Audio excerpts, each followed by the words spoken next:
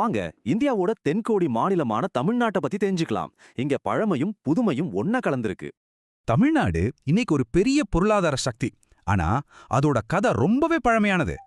சுமார் 370 billion dollar ஜிடிபியோட இந்தியாவிலேயே இரண்டாவது பெரிய பொருளாதாரம் இதுதான். தலைநகர் சென்னைக்கு இந்தியாவின் டெட்ராய்ட்னு ஒரு பேர் இருக்கு. வாகன உற்பத்திக்கு அவ்வளோ ஃபேமஸ். சரி, 3000 வருஷ பழமையான வேர்கள்ல இருந்து இவ்ளோ பெரிய வளர்ச்சி எப்படி சாத்தியமாச்சு? இங்க கிடைச்ச பழங்கால கருவிகளும் மண்பாண்டங்களும் பல ஆயிரம் வருஷ வரலாற்றை சொல்லுது. குறிப்பா சங்க காலம் ரொம்ப முக்கியமானது.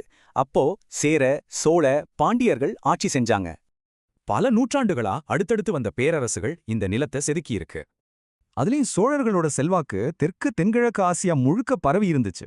சோழர்களோட கட்டிடக்கலைக்கு இந்த பிரம்மாண்டமான கோவில்களே இன்னைக்கும் சாட்சியா நிக்குது. இந்த நீண்ட நெடிய வரலாறு இன்னைக்கு பல மதங்கள் ஒன்னா வாழ்றதுக்கு காரணமா இருக்கு.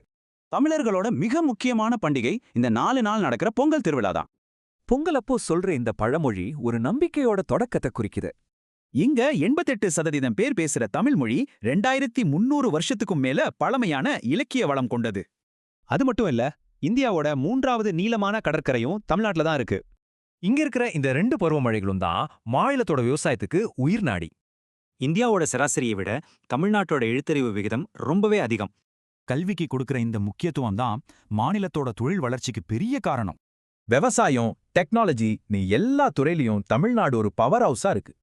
இங்க பழங்கால கோவில்களுக்கு பக்கத்திலேயே நவீன ராக்கெட் ஏவுதளங்களையும் பார்க்கலாம்.